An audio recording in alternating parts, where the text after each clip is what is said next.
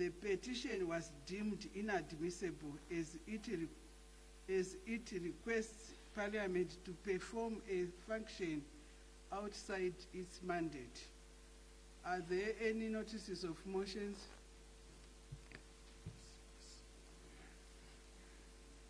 Honorable Njanji.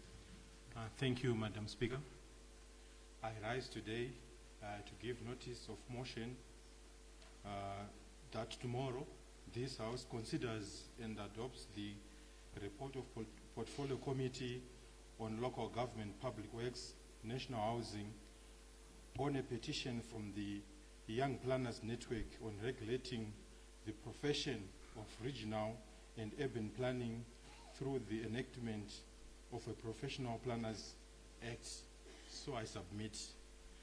Then I've got another one, Madam Speaker. You may proceed. Thank you. I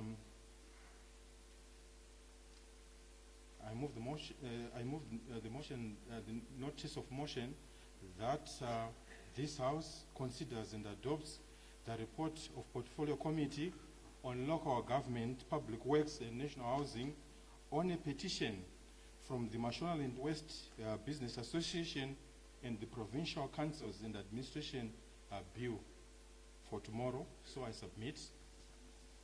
Thank you. Then I've got another one, Madam Speaker, the last one. Thank you. I move that notice of motion that tomorrow this House considers and adopts the report of Portfolio Committee on Local Government, Public Works and National Housing on the petition from residents of Chipinge on governance and accountability issues at Chipinge Town Council. So I submit. Thank you. Thank you, Honorable Njanji. Any further notices of motions? Honorable Chidua. Yeah, thank you, Madam Speaker. I rise to give notice that this House considers and adopts the report on the Portfolio Committee on Industry and Commerce on the 2025-30 quarter budget performance report for the Minister of Industry and Commerce. So submit. Thank you, Honorable Chidua. Any further notices of motions? Honorable Jerry. Yes. Good afternoon, Madam Speaker. I rise to give a notice of motion that this House tomorrow considers and adopts the report of the Portfolio Committee on Sports, Recreation, Arts and Culture on the state of sporting facilities across the country. Thank you, Honorable Jerry. Honorable Ziambi. Thank you, Madam Speaker. I'd like to give notice that tomorrow this House considers and adopts the report from the Portfolio Committee on Youth Empowerment, Development and Vocational Training on the 2025 third quarter budget performance report from the Parent Ministry. So submit. Thank you. I recognize Honorable MAWONEKE on point of national interest. Thank you. Good afternoon, Madam Speaker, ma'am. I rise today on a point of national interest to move a motion of sincere appreciation and profound gratitude to His Excellency, the President of the Republic of Zimbabwe, Dr. Emmerson Mnangagwa, for his visionary leadership, compassion, and his swift intervention regarding the repatriation of our fellow citizens from South Africa. A demonstration of true statesmanship and in fulfillment of his philosophy that no one and no place shall be left behind. His Excellency has opened the doors of our motherland wide to welcome all returning Zimbabweans. Madam Speaker, ma'am, the House must take note of the unprecedented administrative waivers and social safety nets the President has instituted to ensure a dignified return for our compatriots. These include customs and excise duties. The President has graciously waived duties on motor vehicles, professional equipment, and personal valuables to ensure that returnees can bring back the tools of their trade and their hard-earned assets to contribute immediately to our national economy. Educational integration, His Excellency has directed that all schools accommodate returning students unconditionally to ensure that the education of our children is not disrupted by the transition, welfare, and logistics. The government has been tasked to provide essential transport, food, and medical assistance to ensure that no returnee suffers from hunger or lack of care during the repatriation process. Community integration, in a powerful move for social cohesion, all village heads and traditional leaders have been instructed to welcome and accommodate returnees unconditionally, ensuring they are reintegrated into the social fabric of their ancestral homes. Madam Speaker, ma'am, this gesture is a testament to the fact that Zimbabwe is home for all its children. It reflects a leadership that is emphatic, that is empathetic to the plight of its people and proactive in safeguarding their dignity. I therefore request that this House joins me in expressing its deepest gratitude to President Dr. E.D. Mnangagwa for his fatherly care and for providing a seamless pathway home for our citizens. So I submit. Thank you, Honorable MAWONEKE. Point of national interest, Honorable V. Moyo. Thank you, Madam Speaker, ma'am. I rise on a point of national interest regarding the progress of the rehabilitation, upgrading, widening, and dualization of sections of the Bulawayo Victoria Falls Highway, one of the Zimbabwe's most strategic transport corridors, serving the tourism sector, mining industry, local communities, and regional trade. On the 1st of October 2024, Cabinet announced its approval of the modernization of the Bay Bridge Bulawayo Victoria Falls Road through a public-private partnership framework, marking a significant milestone towards addressing the deteriorating state of the critical highway. Subsequently, in April 2025, Cabinet further directed that the project framework be expanded to include 7 additional contractors to accelerate the implementation, with the ambitious target of completing the works by December 2026. However, despite these commitments, it is reported that only approximately 60 kilometers of the 440 kilometer from Bulawayo to Victoria Falls section has been completed to date. This level of progress raises serious concerns as to whether the project remains on course to meet its stated completion deadline.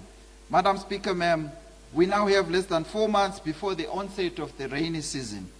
If substantial progress is not achieved before the rains begin, construction activities are likely to slow considerably, further delaying completion while exposing road users to deteriorating road conditions, increased accident, higher vehicle maintenance costs, and disruptions to tourism, mining, agriculture, and cross-border trade. I therefore call upon the Minister of Transport and Infrastructure Development to provide Parliament and the nation at large with an updated progress report on this flagship infrastructure project. Specifically, I seek clarification on the status of works on the 440 kilometers from Bulawayo to Victoria Falls station, the reasons for the apparent slow pace of implementation. Thirdly, the measures being taken to accelerate construction before the rainy season. And fourthly, whether the December 2026 completion target remains achievable. The people of Victoria Falls, Hwange West at large, Matabele North Province, and the nation at large deserve assurance that this strategically important project will be completed within the promised time frame, given its importance to road safety, economic growth, and the tourism industry. I so submit, Madam Speaker. Thank you, Honorable V. Moyo. The message will be conveyed to the responsible minister. Thank you.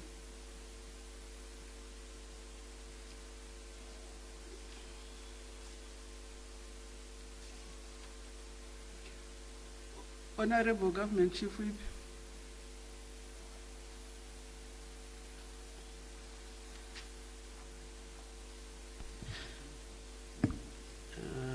Thank you.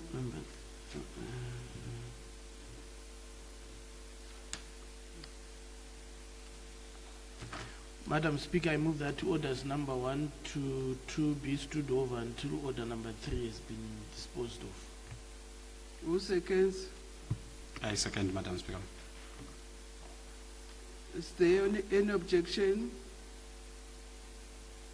No objection. Agreed to. The clerk will read the third order of the day. Consideration Climate Change Amendment Bill HB 58 2025. Thank you. The whole House will have under consideration the amendments proposed by the Minister of Environment, Climate and Wildlife. I put clauses 2, 6, 7, 8, 9, 10, 11, 12, 18 and 37. Is there any debate? Is there any objection? No objection. Agreed to. The bill as amended is adopted. What day for third reading, Honorable Minister?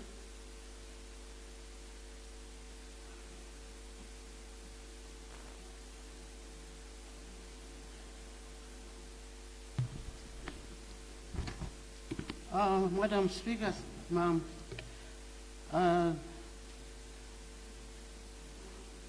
today, now,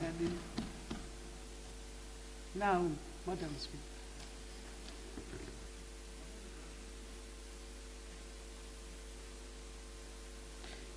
The question before the House is a motion by the Honorable Minister of Environment, Climate and Wildlife that the Climate Change Management Bill HB 58 2024 be now read a third time. Is there any debate?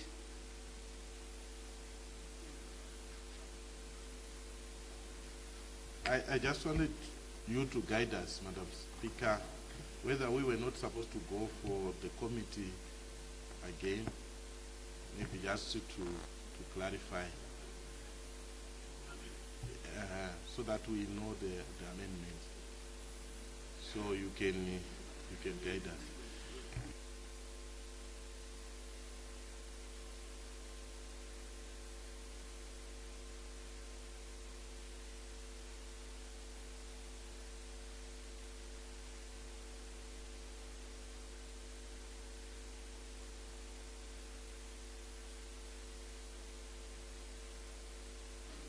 Honorable Amuskwa, we already passed that stage. Amuskwa.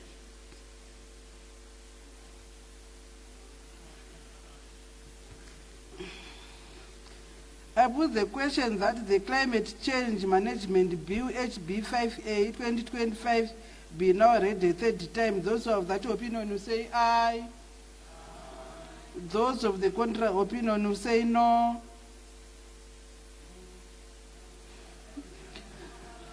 I think the ayes have it, the question is accordingly affirmed, and the clerk will read the bill for the third time.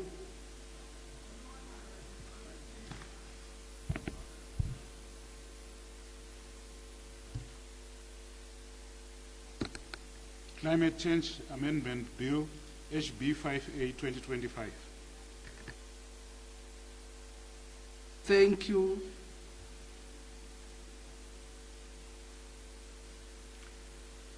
Honorable Government Chief Whip. Madam Speaker, I move that we revert to order number 1.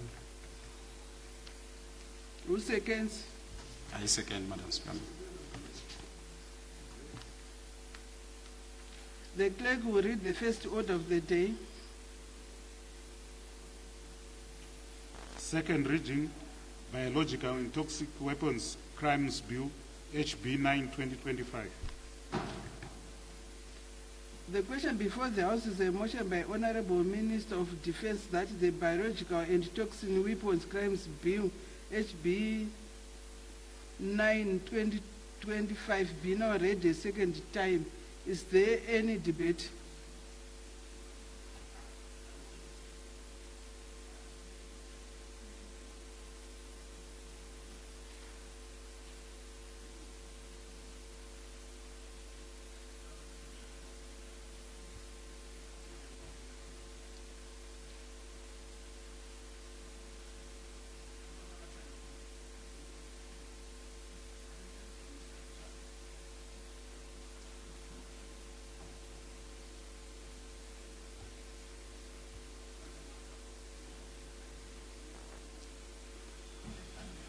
Madam Speaker, I rise to present the second reading speech of the Biological and Toxins Weapons Crime Bill, HB 9, 2025.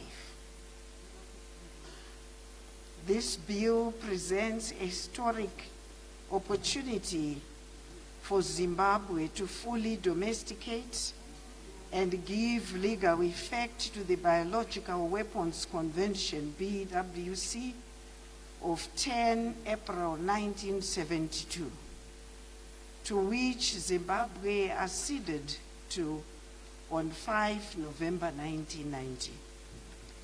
The convention categorically prohibits the development, production, stockpiling, acquisition, retention, and deployment of biological agents, toxins, and weapons as instruments of warfare. Madam Speaker, the Ministry of Defense currently administers the Chemical Weapons Prohibition Act, Chapter 11, Section 18, which domesticated the Chemical Weapons Convention in 1998 and outlawed chemical agents as weapons of war.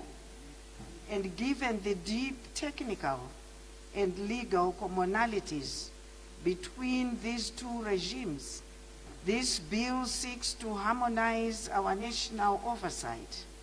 It consolidates administration under a single unified National Advisory Committee, optimizing regulatory resources and eliminating institutional fragmentation. Furthermore, the bill recognizes and preserves the complementary roles of existing institutions. It expressly recognizes the Environmental Management Agency, established under the Environmental Management Act, Chapter 20, Section 27. Under Clause 14, inspectors and analysts will be drawn from EMA, health bodies, and other specialized state institutions in order to prevent, detect, and investigate offenses. This collaborative framework ensures that enforcement builds directly upon established domestic expertise, promoting seamless inter-agency coordination. Madam Speaker, biological weapons consist of disease-causing organisms or toxins deliberately deployed to harm humans, animals, or plants. The statutory framework strictly regulates dangerous pathogens, including pathogenic bacteria, viruses, and naturally occurring toxins. Our own history and contemporary public health landscape underscores the devastating potential of these agents. Anthrax, for instance, is a deadly bacterial agent that was weaponized during the liberation struggle to decimate cattle population in rural communities. Decades later, Zimbabwe continues to battle sporadic and anthrax outbreak directly linked to that historical contamination. Another example, Madam Speaker, is the infestation commonly known as Matekenya. This delimitating infestation caused severe physical suffering among our freedom fighters and remains a persistent public health concern in several districts. Lastly, highly consequent pathogens like smallpox and Ebola carry the potential for catastrophic loss of life, whilst deadly toxins such as ricin can be easily processed and weaponized to sabotage livestock and human populations alike. Madam Speaker, Allow me now to highlight the core legislative pillars of this bill. On Clause 4, criminalizes the development, production, manufacture, possession, stockpiling, acquisition, retention, importation, exportation, re-exportation, transportation, transit and transshipment, also transfer or use of prohibited biological agents and toxins. The clause prescribes stringent penalties, including mandatory imprisonment of not less than 10 years and substantial fines for individuals and corporate entities. Clause 5 designates the secretary responsible for defense as the responsible authority for the administration of the Act. The secretary will be assisted by the expanded National Advisory Committee established under the Chemical Weapons Framework, ensuring scientific, technical, and strategic continuity. Clause 6 establishes a transparent licensing framework for biological agents and toxins intended strictly for curative, protective, diagnostic, research, or other peaceful purposes. The guarantee is that our medical professionals, agricultural scientists, and academic researchers are protected and regulated rather than criminalized.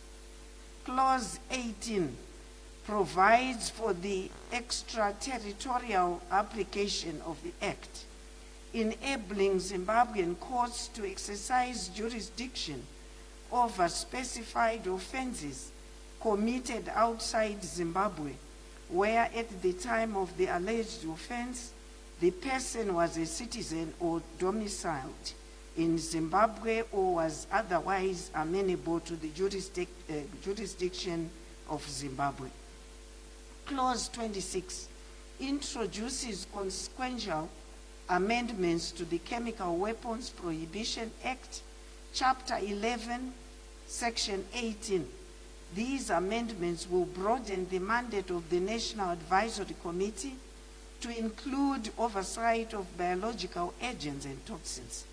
The committee's composition will be expanded to include expertise from relevant ministries and specialized institutions in the fields of defense, foreign affairs, health, environment, higher and tertiary education, biosecurity, and industrial sciences.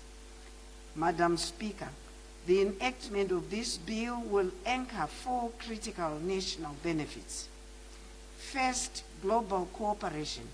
It unlocks full compliance with Article X of the Biological Weapons Convention, BWC, enabling Zimbabwe to seamlessly access global scientific knowledge, technology, technical assistance, and equipment for peaceful epidemiological and emergency responses. Second, enhanced defense capacity. The bill will strengthen national security by criminalizing activities associated with biological weapons, including their development, possession, financing, and use. It will significantly enhance Zimbabwe's capacity to detect, prevent, and respond to biological and toxins-related threats. Thirdly, emergency preparedness. The bill strengthens national biosafety and biosecurity standards, directly improving our emergency preparedness for laboratory incidents, environmental contamination, and natural disease outbreaks. Lastly, the bill establishes a transparent, regulated environment that safeguards responsible scientific research, ensuring that advanced biotechnology is utilized exclusively for peaceful, therapeutic, and economic progress. Madam Speaker, the benefits arising from this legislation are substantial. Above all, the bill safeguards human life, protects our livestock and agricultural economy, preserves environmental integrity, and shields our national security. Furthermore, it cements Zimbabwe's standing as a responsible, rule of law abiding member of the international community. In light of the foregoing, I commend the Biological and Toxin Weapons Crimes Bill, HB 9, 2025, to this august House and respectively urge honorable members to support its passage. Your Honorable Speaker, I therefore move that the bill be read the second time. I submit. Thank you, Honorable Minister. The question before the House is a motion by the Honorable Minister of Defense that the Biological and Toxins Weapons Crimes Bill HB 9 2025 be now read a second time. Is there any debate?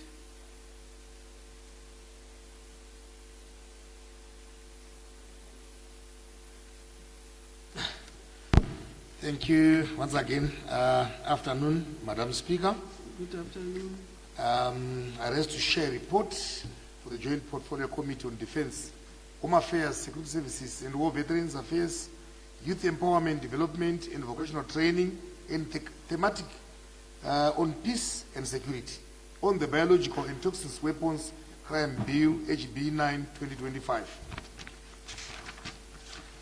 Madam Speaker, the Biological and Toxins Weapons Crime Bill, HB 9, 2025, gazetted on 12 December 2025, seeks to prohibit the development, production, possession, transfer, and use of biological agents, toxins, and weapons for hostile purposes, while permitting their use for prolific, protection, and peaceful purposes under a licensing regime administered by the Secretary for Defense. It also seeks to domesticate the Convention on the Prohibition of the Development, Production, and Stockpiling of Biological and Toxins Weapons and on their destruction, and the Geneva Protocol of 1925 in line with Section 327 of the Constitution of Zimbabwe. The Joint Portfolio Committees on Defense, Home Affairs, Security Services, War Veterans Affairs, Youth Empowerment, Development, and Vocational Training, and the thematic on peace and security conducted a nationwide consultation to gather public views on the bill. This report details the committee's analysis of the submissions received during public hearings and provide observations and recommendations to ensure the bill is inclusive. Methodology.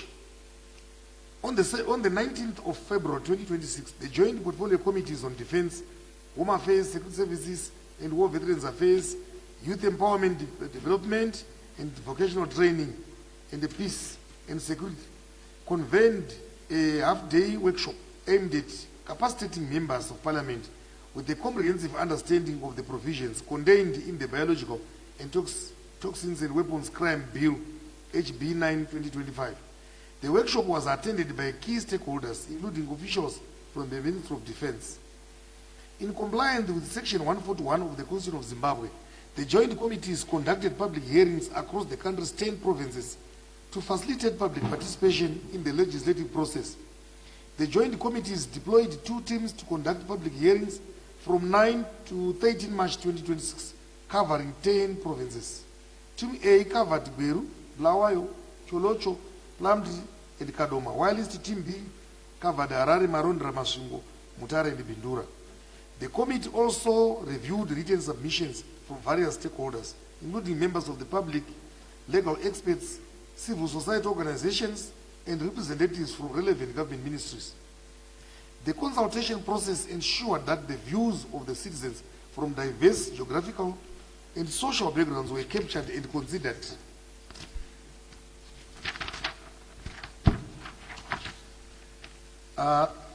Madam Speaker, in summary, general submissions, participants expressed their support of the bill's objectives, recognizing the importance of prohibiting biological weapons and fulfilling Zimbabwe's commitment in upholding international obligations and conventions.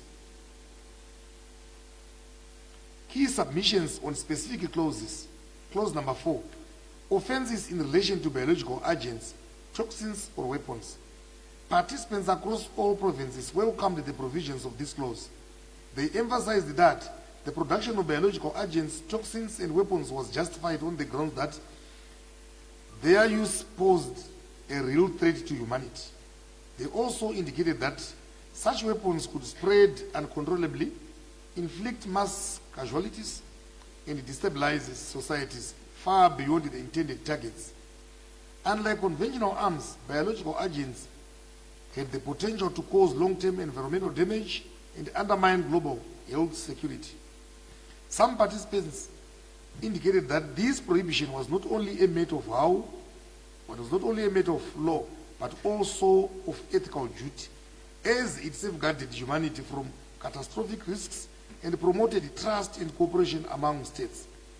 They strongly recommended that a life sentence be given to anyone found in possession of biological agents, toxins or weapons without an option of a fine. Apart from being harmful and dangerous, participants acknowledged that biological agents and toxins-related materials under controlled circumstances serve beneficial purposes for the nation, particularly in advancing research and development. They argued that institutions such as universities, mining companies, and agricultural organizations often relied on these agents for scientific innovation, disease control, and industrial applications. It was therefore proposed that such institutions should be exempted from blanket prohibitions and instead be granted licenses to operate legally and responsibly. Other participants proposed that the responsible authority should provide a comprehensive list of all biological agents, noting that offenses related to their possession ought to be classified according to the toxicity and the potential risk of each agent. They explained that this approach would strike a balance between safeguarding national security and enabling legitimate research, ensuring that scientific progress was not hindered while still maintaining strict oversight to prevent misuse. Clause 5, responsible authority.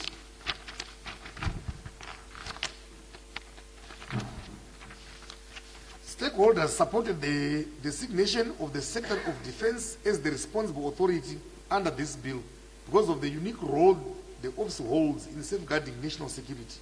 Majority of members of the security sector submitted that the sector for defense possessed the necessary expertise, infrastructure, and command structures to respond swiftly and effectively to threats involving biological agents or toxins.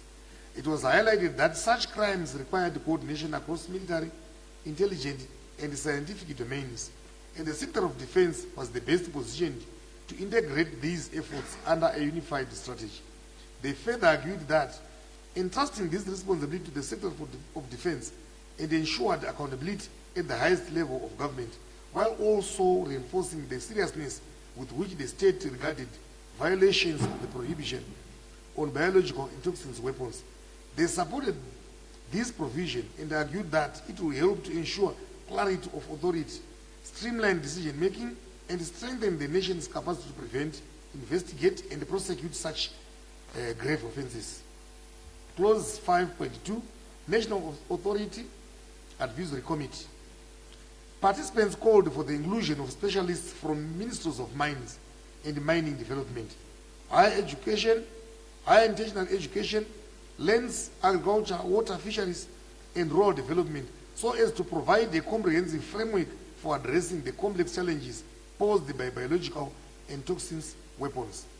It was emphasized that such diversity of membership allowed for informed decision-making, strengthened the oversight, and enhanced coordination across different government agencies and professional fields. Such composition guaranteed that policies and enforcement strategies would be guided not only by security consideration, but also by public health, ethical, and legal perspectives. It was further stated that The committee's structure reinforced transparency, promoted trust among stakeholders, and ensured that the nation's response to biological and toxins weapons crimes was both effective and credible. Some representatives of women groups called for the bill to be explicitly recognize gender dimensions and ensure that women are represented in advisory structures and implementation processes. Clause number 7, conditions of obtaining a license. Madam Speaker, participants called for strict conditions for obtaining a license for the Biological and Toxins Weapons Crimes Bill. They noted that such licenses should be granted subject to strong and uncompromising conditions to ensure that only credible and responsible institutions are granted permission to operate. Officials explained that applicants should demonstrate strict compliance with the safety protocols, transparent monitoring systems, and the capacity to prevent misuse of biological agents. It was pointed out that licenses should only be issued after thorough vetting, including background checks, facility inspections, and a proof of adherence to international standards, such as those outlined in the Biological Weapons Convention. They also pointed out that strong licensing requirements would then strike a balance between enabling legitimate scientific progress and preventing the risk of biological agents being diverted for harmful purposes. They proposed for the establishment of decentralized information systems to ensure that licensing information, regulatory requirements, and public awareness materials are accessible at provincial and district levels. They argued that centralized systems create barriers for researchers, small-scale enterprises, and members of the public in remote areas. Clause number 16, powers of inspectors in relation to search warrants. Madam Speaker, participants expressed mixed views regarding the issue of search warrants. While some emphasized the need for judicial oversight to protect individual rights, others argued that inspections should be allowed to proceed without prior judicial authorization. Those against the requirements of warrants highlighted the importance of efficiency and timeliness, noting that delays caused by seeking court approval could undermine enforcement efforts, allow evidence to be concealed or destroyed, and weaken regulatory compliance. They contended that in certain contexts such as health, safety, and environmental inspections, the ability to act swiftly is critical to safeguard the public interest. From their perspective, inspections without search warrants were viewed as practical mechanism to ensure accountability and prevent obstruction of justice, and not as a violation of rights. Clause number 3, extraterritorial application. Madam Speaker, participants highlighted that biological agents and toxins weapons pose a grave threat to global peace and security, and their misuse often transcends national borders. Honorable MAWONEKE, you are left with 5 minutes. Thank you. They argued that by extending jurisdiction beyond the national borders, it ensures that offenders do not evade accountability simply by committing crimes in one jurisdiction and seek refuge in another country. This approach closes jurisdictional loopholes, reinforces international obligations under treaties prohibiting biological weapons, and demonstrates Zimbabwe's commitment to protecting humanity from acts that could endanger public health, safety, and the environment. In this way, the provision strengthens deterrence, upholds the rule of law, and affirms that crimes involving biological and toxic weapons will be met with prosecution regardless of where they are perpetrated. Other issues which were raised by, but not explicitly in the bill: disposal of biological agents and toxins weapons. Clause number 3, protection of the whistleblowers. And clause number 8.3, independent appeals mechanism.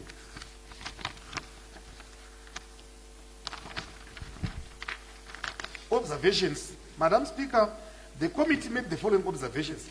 There were no safeguards to protect whistleblowers so as to encourage reporting and accountability. Number 2, the bill did not provide for an independent appeal tribunal for impartial view of the decisions made by the responsible authority to ensure transparency and credibility mechanisms for challenging such decisions. Number 3, the composition of the National Authority Advisory Committee does not reflect a diversity of membership and stakeholders critical for informed decision-making, strengthened oversight, and enhanced coordination across different government agencies and professional fields. Number 4, the aspect of gender was taken into consideration particularly the need to incorporate women in key areas such as National Advisory Authority Committee in the appeals process. Number 5, certain circumstances would require inspectors to act without prior judicial authorization, since delays caused by seeking court approval would undermine enforcement efforts, allow evidence to be concealed or destroyed, and weaken regulatory compliance. Number 6, the bill does not provide for the provision which stipulates procedures for safe, secure, and environmentally sound disposal of procedures of confiscated materials. Lastly, the bill also does not provide for the decentralized information system which participants identified as essential for accessibility, particularly for researchers and enterprises outside major urban areas. Therefore, recommendations, Madam Speaker: whistleblower protection.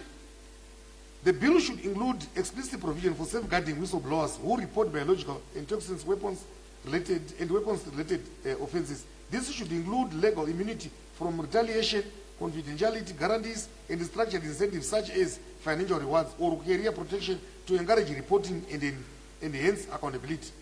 2, independent appeals tribunal. The bill should provide for the establishment of an independent appeals tribunal mandated to hear challenges against licensing decisions, suspensions, or cancellations made by the responsible authority. The tribunal should operate transparently with clear procedures and impartial membership to ensure fairness and credibility in the appeals process. Number 5, diversity in National Advisory Committee composition. The composition of the National Authority Advisory Committee should be revised to include a broader range of stakeholders, such as representatives from health, environment, academia, civil society, and law enforcement.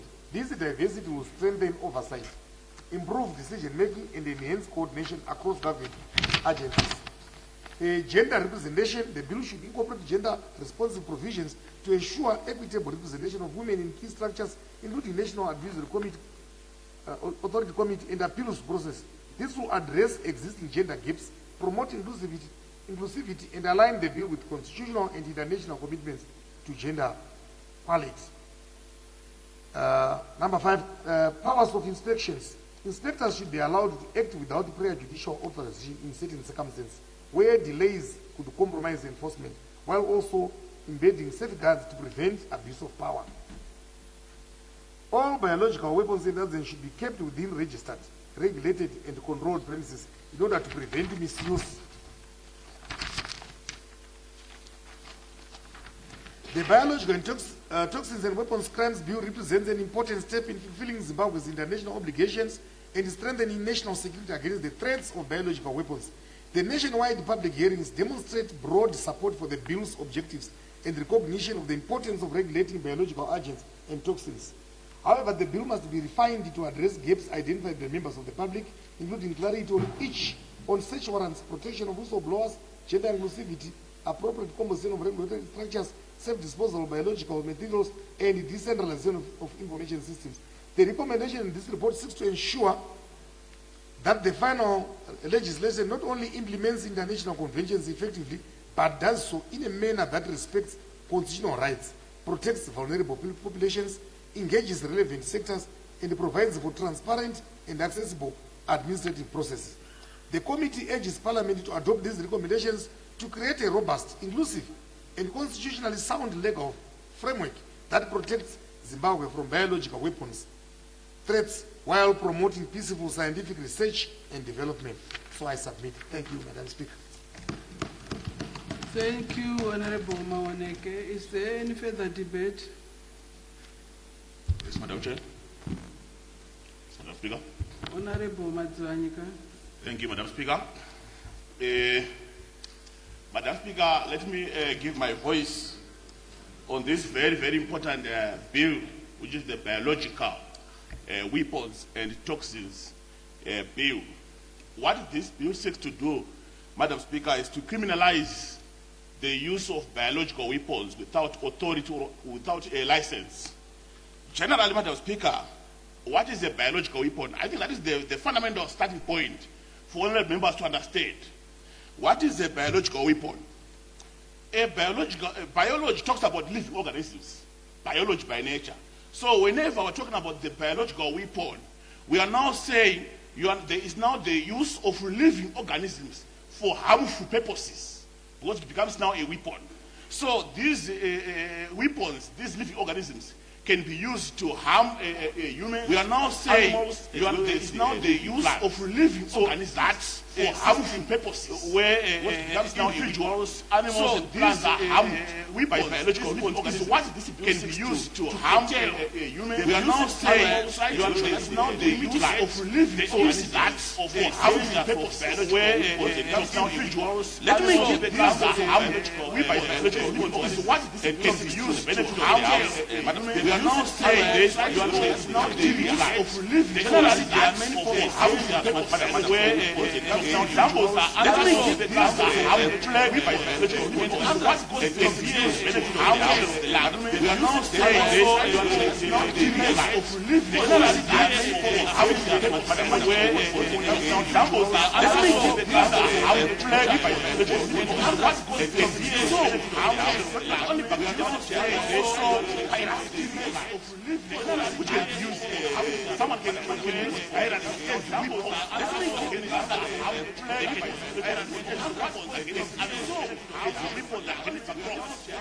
examples of such Madam Speaker use smallpox, someone can use Ebola, there is influenza, there is also a Nipah virus. So if we look at Ebola in the Central African affair, we all know the devastating effects of that virus and how it has spread and it has disrupted even the economy of countries in the Central and Sub-Saharan Africa. And as such, it is very important for government to ensure that we put mechanisms to detect and also to try to mitigate the incidence of the use of these weapons.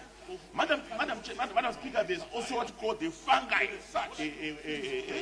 toxins, which attacks crops. So if I'm a farmer next door and I realize that this other farmer is doing well, or this other country is doing well in this crop, we can actually weaponize the use of fungi to disrupt cropping or the harvesting that other particular area.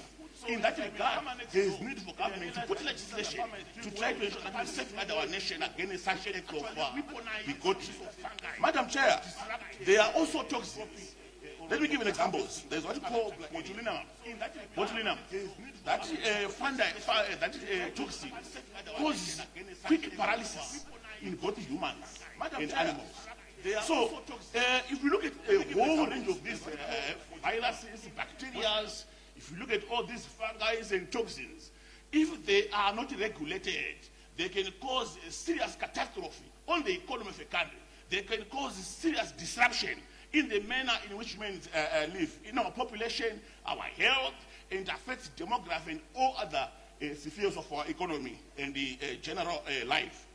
So, Madam Chair, this bill then comes to say, if you want to produce biological weapons, if you want to have biological agents, if you want to process them, if you want to transport them, if you want to warehouse them, if you want to develop them, if you want to transit them, if you want to export them, if you want to import them, if you want to re-export them, you have to have what is called a license.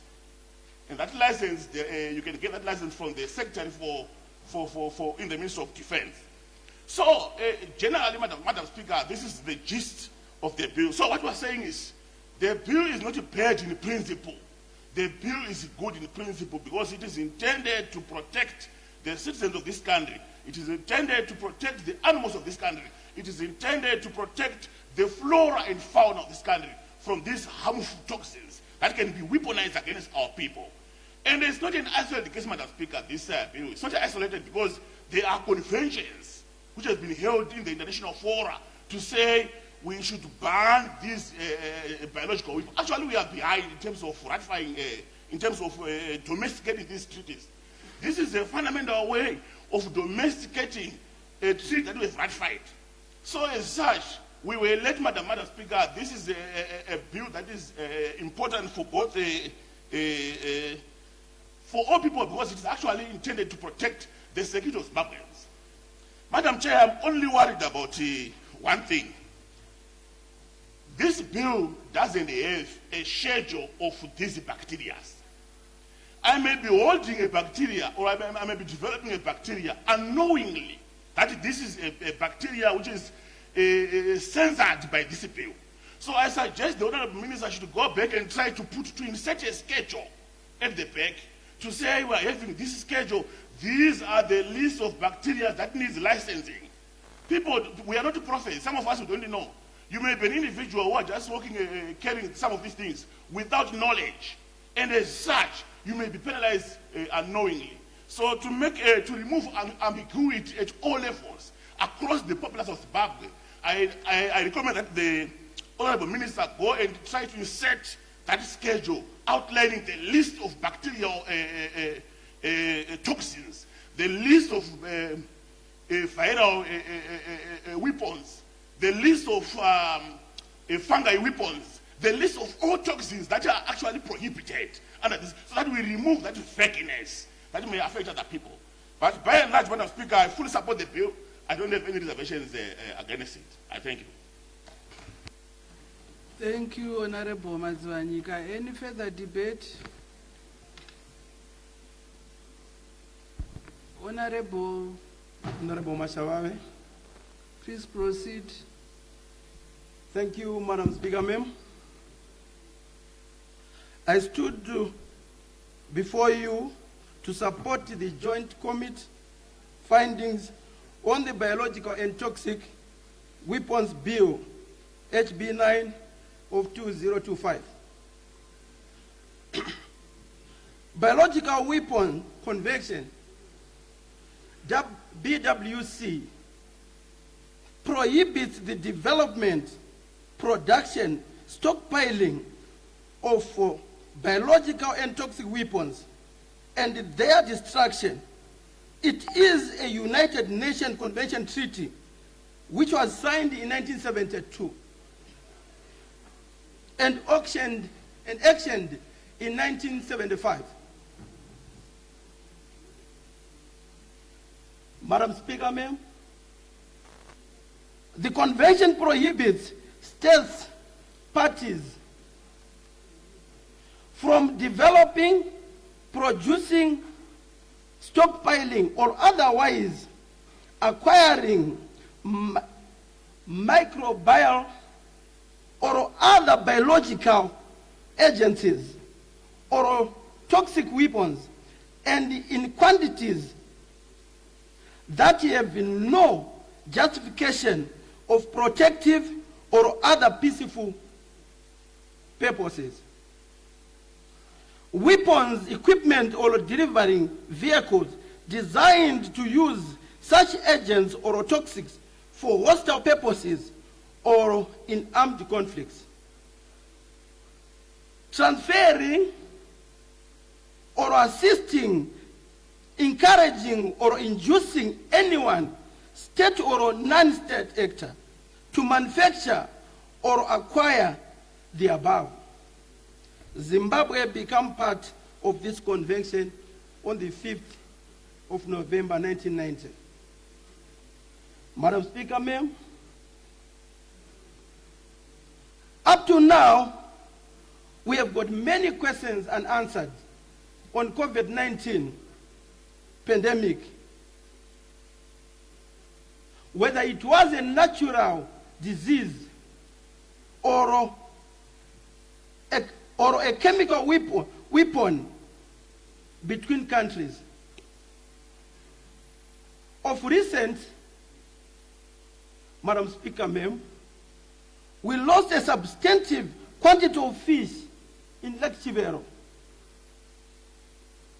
on suspicion that it was a bacteria contamination which would have a serious harm on human beings.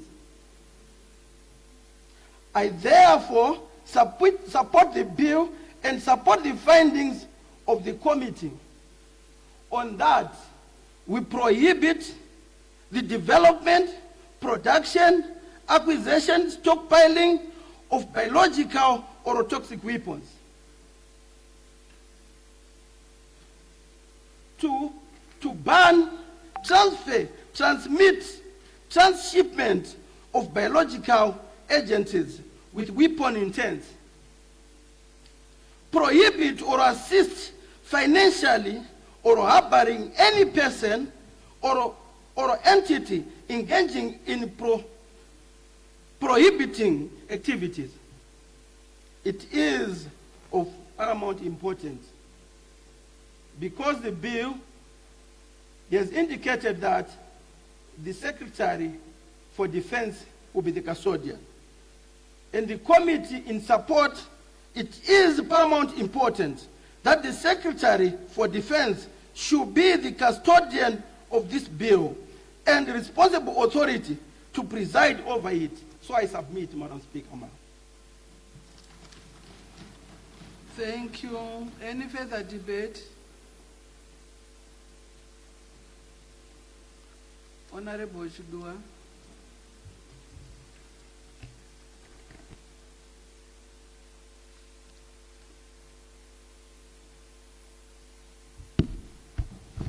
Yeah, thank you, Madam Speaker, ma'am, for giving me this opportunity to add my voice on this critical debate on the biological and toxin weapons. Madam Speaker, ma'am, the bill seeks to prohibit the development, production, manufacture, possession, and stockpiling, and even acquisition, importation, exportation, and the use of biological agents, the toxins, and biological weapons. And Zimbabwe as a country has got obligations under very critical conventions. The first one being the 1972 Biological Weapons Conventions and the 1925 Geneva Protocol. These are very critical conventions where Zimbabwe has acceded to and we are a member to. And as a country, we would want to align our domestic law with constitutional requirements under Section 327, subsection 2 of the Constitution. So, Madam Speaker, ma'am, I would want to support the bill. This is not merely a legislative exercise, but on my part, it is a solemn declaration by myself, by the country, that we stand firmly on the side of humanity, we stand on the side of peace, and as a country, we stand on the side of global security. Let me start by looking at the preamble and clause number 3. Madam Speaker, ma'am, the preamble and clause number 3, they invoke Section 327, subsection 2 of the Constitution, which requires that international treaties be incorporated into domestic law through an act of parliament before binding Zimbabwe. And I'm sure this is what the Honorable Minister has done, to bring this to the August House so that whatever is contained in these conventions is aligned with our domestic laws. And if it is aligned to our domestic laws, then it then becomes forcible in our laws as Zimbabwe. Madam Speaker, Zimbabwe ratified the Biological Weapons Conventions. However, ratification alone without domestic legislation leaves our obligations hollow. And I've already mentioned that Section 327, subsection 2 of our Constitution is unambiguous. International treaties must be incorporated through an act of parliament. And this bill fulfills that constitutional imperative. And we cannot be a responsible member of the international community while our domestic law lags behind our international commitments. So I would want to thank the Honorable Minister and also to say the bill closes that gap decisively. Then, Madam Speaker, ma'am, the other issue that I would want to look at is that biological weapons are weapons of mass destruction. They do not discriminate between combatants, civilians, between the elderly, the children, between the health and the sick. History has shown us, from the anthrax attacks to the deliberate weaponization of plagues, that biological weapons represent one of the gravest threats to human civilization. The mandatory minimum sentences prescribed in Clause 4 send an ambiguous message. Zimbabwe has zero tolerance for biological terrorism and weapons proliferation. The bill is carefully balanced. It does not criminalize legitimate scientific research, medical work, or pharmaceutical production. Clause 4, subsection 2 provides a clear defense for those who can demonstrate that their possession was strictly for protective or other peaceful purposes. This is the balance between security and scientific progress that responsible legislation demands. Honorable Speaker, the bill is not stifling Zimbabwe's scientific, medical, or agricultural sectors. Quite the contrary, the licensing regime established under Part 3 of this bill creates a clear, transparent, and accessible pathway for legitimate users of biological agents, our pharmaceutical companies, our research institutions, and our medical practitioners to continue their vital work within a regulated framework. Madam Speaker, Clause 11 is particularly commendable. It recognizes that many of our pharmaceutical manufacturers are already licensed under the Medicines and Allied Substances Control Act, rather than burdening them with the duplicative bureaucracy. This bill deems them automatically licensed under this act, subject to a simple notification process. This is smart and efficient regulation. Let me transition to responsible authority, which is under Clause 5. Madam Speaker, the designation of the Secretary of Defense as the responsible authority is a deliberate and wise choice. Biological weapons are first and foremost a national security threat. Placing oversight within the Ministry of Defense ensures that the administrative work of this act is informed by security imperatives while being supported by the multi-sectoral expertise of the National Authority Advisory Committee. The Advisory Committee draws expertise also from Foreign Affairs, Health, Environment, Industry, Police, Customs, and Medicines Control Authority of Zimbabwe, and the Science and Industrial Research Council. This war of government approach is exactly what effective implementation of international security obligations demands. Let me also comment, Madam Speaker, on enforcement provisions as provided for under clauses 14 to 18. Madam Speaker, a law without enforcement is merely aspirational. Part 4 of the bill gives teeth to our prohibitions. The powers granted to inspectors are robust but constitutionally compliant.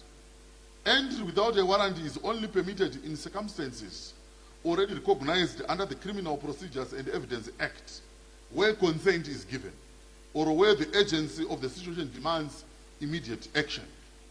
The extraterritorial provisions, as provided for under Clause 18, are particularly significant. Biological weapons threats do not respect national borders. A Zimbabwean citizen who develops a biological weapon abroad possesses just as grave a threat to our people as one who does so domestically. This bill ensures that our courts can reach out to such offenders. Madam Speaker, Clause 17 security directions empowers inspectors to act proactively and not just reactively. Prevention is always better than prosecution when the potential harm involves mass casualties.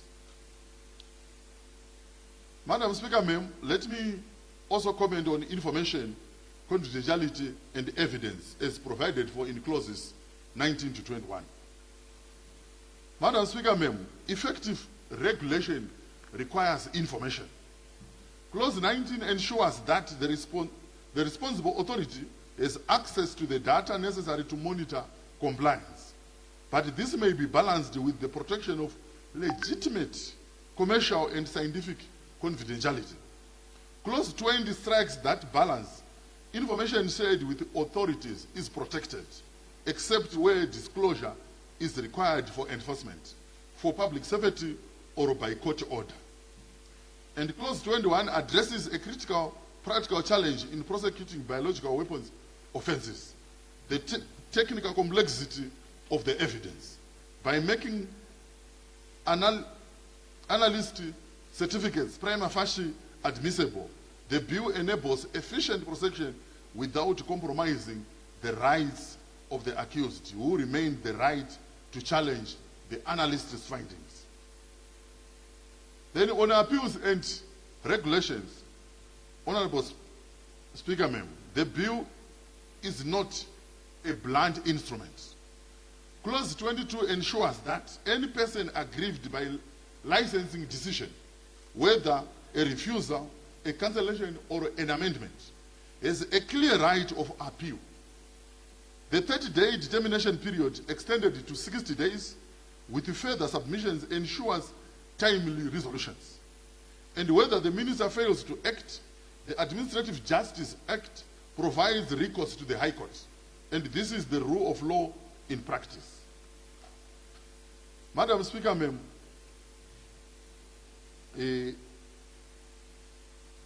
as I conclude, the Biological and Toxic Weapon Crimes Bill, HB 9, is a landmark piece of legislation. It is a bill that protects our people from one of the most terrifying categories of weapons known to humanity. It is a bill that fulfills our constitutional obligations and our international commitments. It is a bill that supports a legitimate science, medicine, and industry, while drawing a firm and unambiguous line against those who would weaponize biology for hostile purposes. I urge honorable members to support this bill without reservations. I so submit. Thank you, Honorable Chudua. Any further debate? Honorable Kaitano. Thank you very much, Madam Speaker, ma'am. Firstly, allow me to appreciate the work that has been done by the government of the Republic of Zimbabwe through the Ministry of Defense to bring this bill to Parliament and to the people of Zimbabwe to have their input. For me, it shows responsibility on the part of our government to ensure and to enhance security in the country. Modern day security is not just the physical infrastructure of weaponry and armory, neither is it just confined to the personnel that are used to ensure security of a country, but technological and biological weapons are becoming prevalent, and it is critical that every nation takes care of the security of its citizens, its people, its environment, as well as its borders. Madam Speaker, ma'am, I had an opportunity to attend public consultations with the people of Zimbabwe. I did not come across anybody who objected to the Toxins and Biological Weapons Bill. Neither did I come across anybody who was against the ratification of the Biological Weapons Convention. Madam Speaker,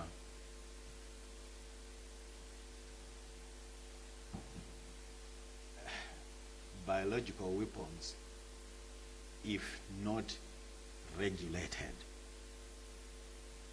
players within the scientific industry, if not kept in check, if not governed,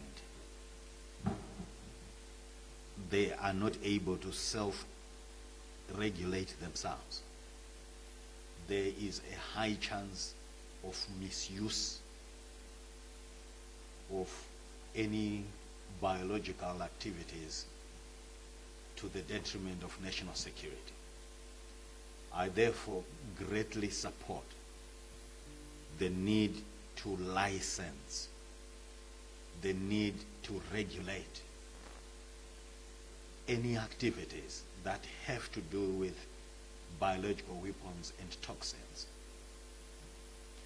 Indeed, as a country, Madam Speaker, ma'am, we cannot let this happen on its own without regulation.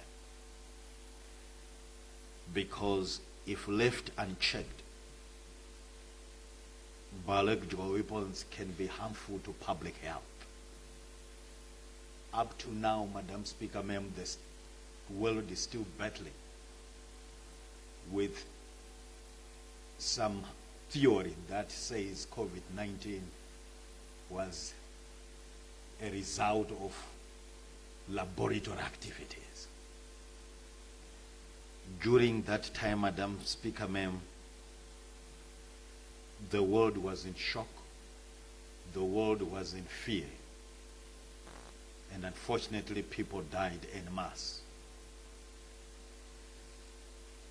This supports the need for Zimbabwe to ratify all international conventions that have to do with biological weapons and toxins, because they even threaten our national security.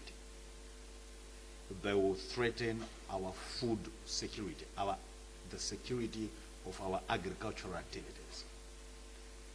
The country of Zimbabwe is doing all it can in order to be self-sustainable in terms of our food. The government of the Republic is putting lots of efforts to invest into agriculture, into climate-proofing agricultural activities. Therefore, leaving the biological and toxins activities unchecked will be irresponsible on the part of the government. But in order to cement the activities that the government is doing in terms of ensuring food security, the biological and toxins weapons bill will help to strengthen, will help to give a positive effect in ensuring that the country has got food security. Madam Speaker, ma'am, even our environment needs protection. Biological weapons do not choose. They kill and maim both human beings, animals, plants. They kill and maim the life of Zimbabweans, be they human beings, be they animals or plants.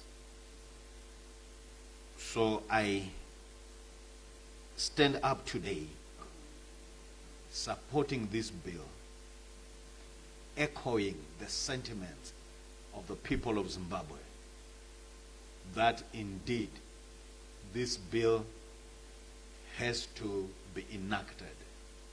Parliament is urged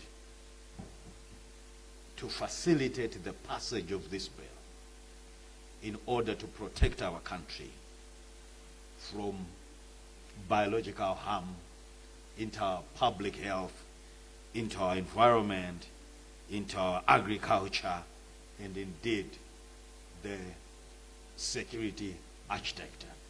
Therefore, Madam Speaker, ma'am, I support the passage of this bill. I thank you. Thank you, Honorable Kaitano. Honorable Mapiki. Maita basa mbato echigaro ndasumukawo kuti nditsigire bill yawe ndichiti yanga yatoti nonokei yanga yakakasika kuya nekuti mamiriro akaita zvinhu pasi rose anorakidza kuti zvinenge zvisina kumira zvakanaka. Ndanga achitarisa kumashure uku panguva yehondo panga pane hondo mbiri waidaidza kuti biological warfare pachirungu. Imwe yacho waiti passive pachirungu, passive warfare, biological warfare. Yavaingoshandisa pasina zvinoputika. Imwe yacho ndio yavaishandisa pane zvinoputika zvakafanana nemabhombu. Mamwe aidzi masilkwemu, mamwe aidzi magasi grenades. Aikwanisa kuburitsa hutsi hunodhaka. Hwokuti kana hwakudhaka macells anofambisa oxygen ayaya anonzi mahemoglobins anobva asimba akasungwa zvokuti unopedzisira mwiri wako usisina oxygen usakwanise kufema wakudonha.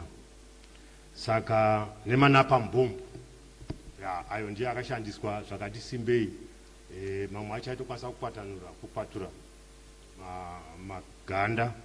Ndofunga panguva iyoyo panguva yehondo yana Honorable Minister Muchinguri yaiti kana vasvika mumakonda mabhesi kana kuti paibhombwa ndege dzainzi majetsi nemarumanya ndo mamwe manapambomba aikwanisa kushandiswa nehurumende yaSmith. Pamwe vacho waigona kungoshandisa mumbatya dzinopfekwa.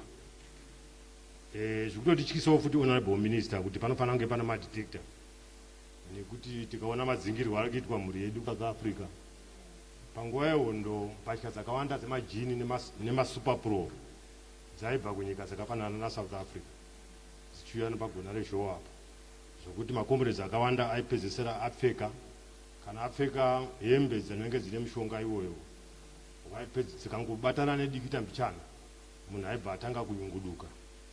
Asi dambudziko raiti kana kuti rinoitika ndorokuti kana iwe waona hembe yako wakunyungudika unotakura waenda nayo mudziwa mvura unoiwacha unye uya unobva wapinda muhowe watanga futi kuti uzvifambise zvichienda zvakadaro.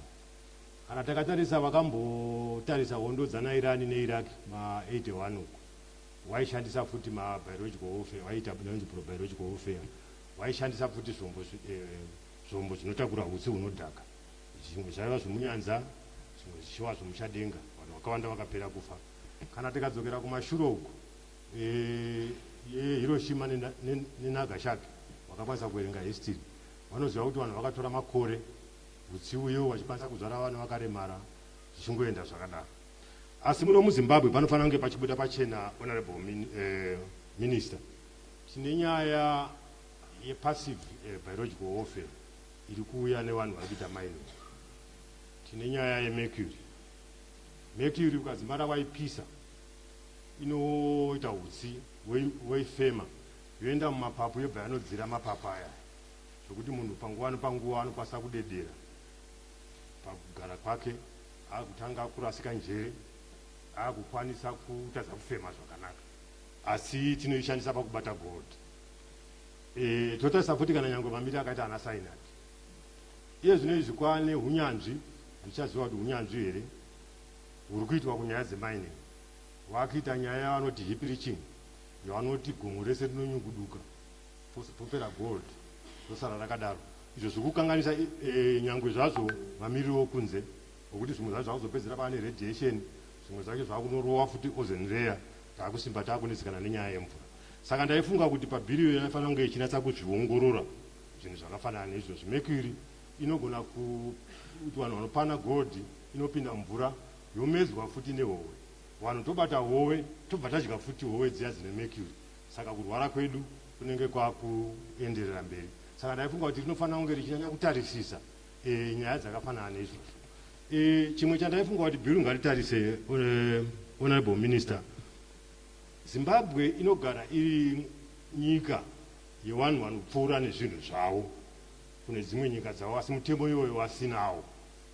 chine Zambia inogona kunge ichitora material yacho yebiological warfare kubva kuSouth Africa ichipinda nomuno inozosvika hayo kubhodha hatizoziva kuti inomira sei.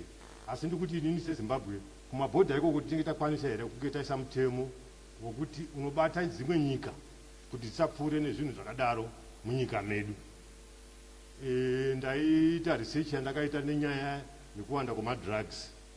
Nyika dzakafanana nedzimwe dzinotengesa madrugs dziri kuuya dzotora madrugs kuno dzichikwanisa kuona maUS, vari kutsvaga maUS. Saka vanouya nemadrugs avo vouya muno muZimbabwe kana mune dzimwe nyika dzokuno kusadhik votora maUS ese vachiisa madrugs. Saka ndaifunga kuti ipapa pamaterial inoitwa yokuti tishandise zvinodhaka taifanira kunge tine mutemo inokwanisa kuti inge ichisunga, nokuti munhu akabva kuZambia anouya pano akatakura material obva ararama Harare muno. Asi mutemo iyeyo kuZambia nekambani yacho hakuna, kuZimbabwe ndokwairi. Kuti tizomusunga kuti munhu ari mutransit azosiya hatizokuti paanozombomira anozosiya here zvinhu zvakafanana neizvozvo tenge isaziziwe. Saka panofanira kunge futi pano mutemo unobata dzimwe nyika kuti tinogona kuzvirambidza zvachose here kuti kana zviri izvi zvakadai so ngavatenda hovhaya dzimwe nyika dzinobvumira izvozvo. Ndofunga paifanira kunge pachirakidza kunge panatse kuitwa zvinhu zvakafanana neizvozvo. Mainspector edu ndofunga pane nyaya yeunyanzvi unokwanisa kunge uchiitwa. Ndofunga tikangoti chete mainspector tisina kuziva kuti unyanzvi hwavo hungange hwakasvika papi. Tingangoita inahamba inapinduka Jerusalema rokwamurewa tinenge chingofamba tiri panzvimbo rimwe chete. Saka ndaifunga kuti tinyase kutarisisa honorable minister. Ndofunga patakaenda kuhondo kana pamakaenda kuhondo taishandisa guerrilla warfare neconvectional warfare, asi zvinozita digital warfare nemadrones. Saka tinofanira kuti seZimbabwe ngatichitarisawo kuti sisu mutemo yatichashandisa inge ino zvino zvine here chiripo, nokuti tikatora tichiita kunge zvekare mazuva ano ndikuona nyika dzakawanda dzakutaka kugara pasi futi nokuti vakangova nezvombo zvinoshandisa zvokutarisana muchipurana. But zvino izvi nyika yese yasanduka yanyaya yemadrones digital warfare. Saka taifunga futi kana ipapa pakubata zvinhu zvakafanana nezvizvi ngatitariseiwo zvino chimanje manje tione kuti zvinhu zvingafambe zvakadii.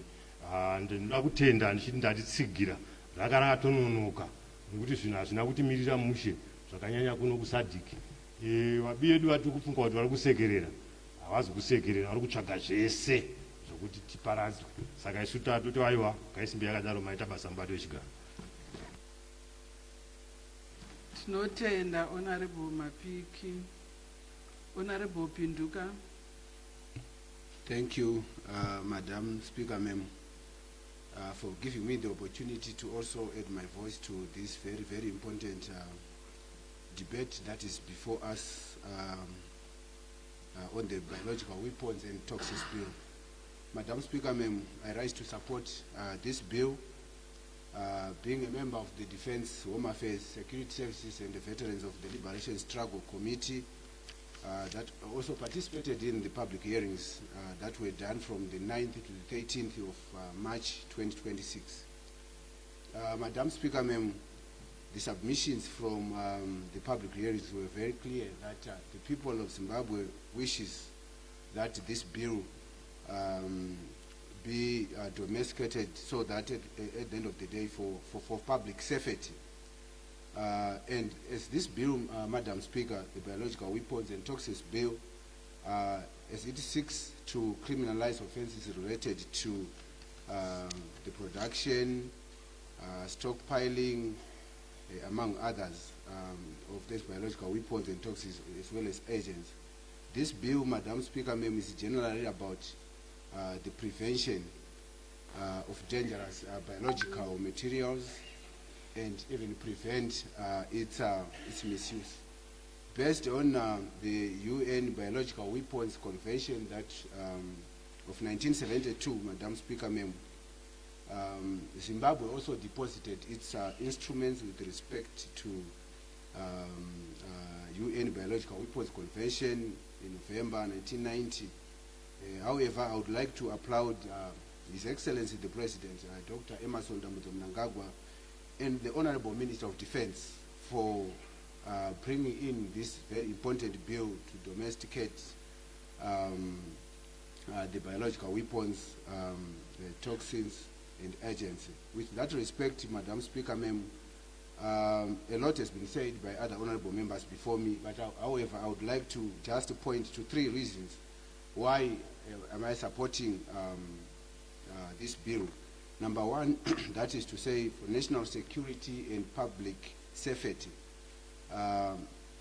This will also comes into play in the form of the prevention of bioterrorism in form of the development or production or stockpiling and the use of these biological weapons. And in the interest of national security and public safety, this bill also makes use or deters the misuse. That is to say, it also clearly criminalizes criminalizes penalties and discourages individuals, companies, laboratories from handling pathogens for wrong reasons. Then another also reason, Madam Speaker, ma'am, is with compliance with international law. Like I've highlighted to say that the UN Biological Weapons Convention of 1972, and as Zimbabwe, we are a signatory to such. And it also supports the globalization or the global cooperation of countries. And as Zimbabwe, we also work, for example, through Interpol. This also domestication of this bill will also assist Zimbabwe in terms of its global cooperation with other states once this bill has been domesticated. Then point number 3 also, Madam Speaker, we also look at public health protection, where we are looking at to control high-risk agents, like the other examples that has been brought forward here at Honorable Minister, including anthrax, faster outbreak responses. Once this bill is in place, there will be also faster response to any outbreak and even coordination as well as integration. Then in case of also an accidental release, there is also a structured mitigation and responses. So this, Madam Speaker, will also help in that. Then I also would like to speak to clause 5, which also speaks to the responsibility being vested to the Secretary of Defense to also support in terms of the integration, in terms of the whole of government approach, supporting other line government ministries in response or in support to make sure that this bill is put in place.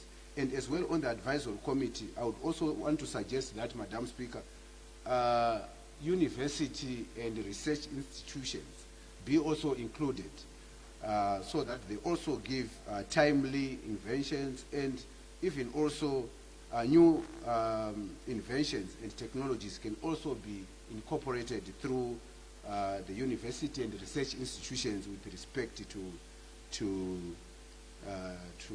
the advisory committee composition.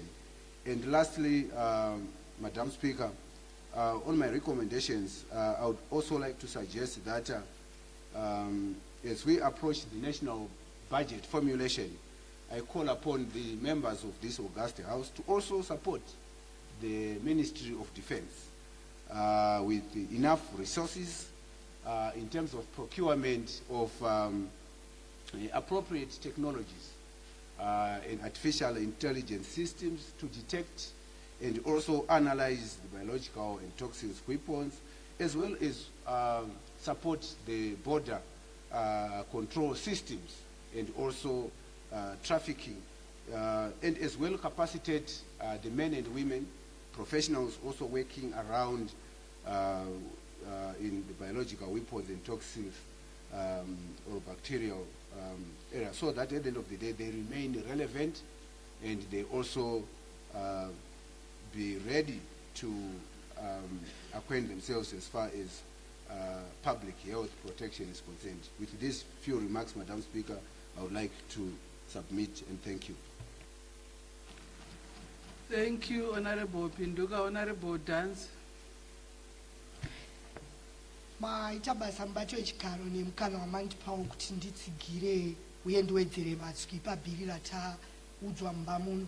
Chekutanga ndoda kutenda mutungamiri wenyika baba vamunangagwa vane hanya nenyika yavo vaita kuti bhiri iri riuye pamberi pedu nhasi nemutungamiri gurukota rinoona nezvekuchengetedzwa kwezvombo muno munyika ratinodana kuti gambagadzi. Chikonzero chaita kuti neniwo ndisumuke ndichitsigira bhiri iri zvizere inhau yokuti rinochengetedza utano hwavanhu. Zvombo zvakaipa zvatanga zvataugwa nemwe mutauri wandatsika tsoka dzake Honorable Mapiki vachisimbisa kugurukota rinoona nezvekuchengetedzwa kwezvombo mukati menyika ino yeZimbabwe kuti zvinhu zvakaita sana cyanide zvauraya vanhu vazhinji kumisha. Saka kuuya kwebhiri iri kuchatibetsera kuchengetedza utano mukati mevanhu.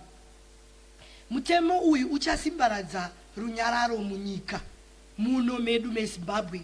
Munhu wese achararama achiziva kuti ini ndakachengetedzewa, zvinova zvatipa isuwo senyika yeZimbabwe kuti tiwane chigaro kuchengetedzwa kwerunyararo. Saka nevari kuzhe vakazviona kuti muno muZimbabwe zvinotsigiriwa.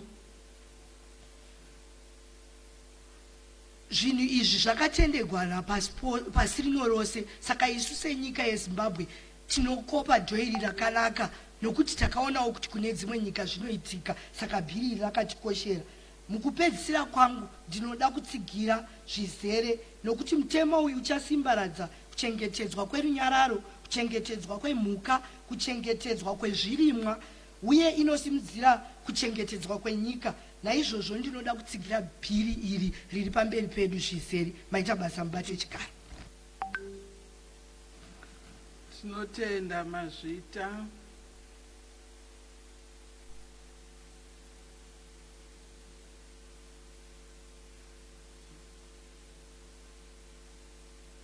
I recognize the Honorable Minister to adjourn the debate.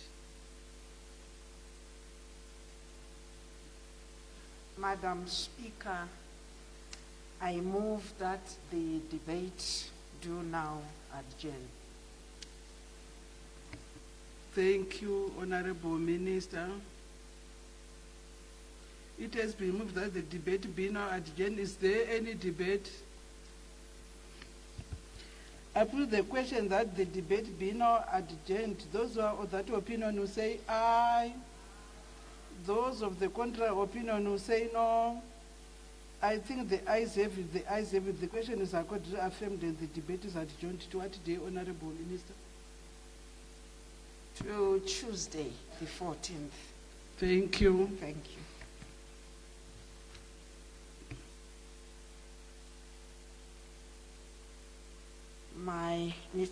Madam Speaker, I move that the House do now adjourn. It has been moved that the House do not adjourn. Is there any debate?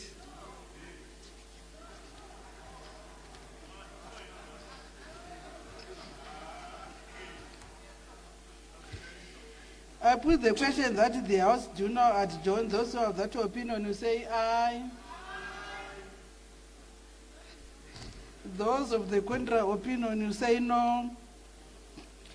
I think the ayes have it. The ayes have it. The question is accordingly affirmed and the House is adjourned. To what day, Honorable Minister? Tuesday, the 14th, Madam Speaker. Thank you. The House is adjourned to Tuesday next week.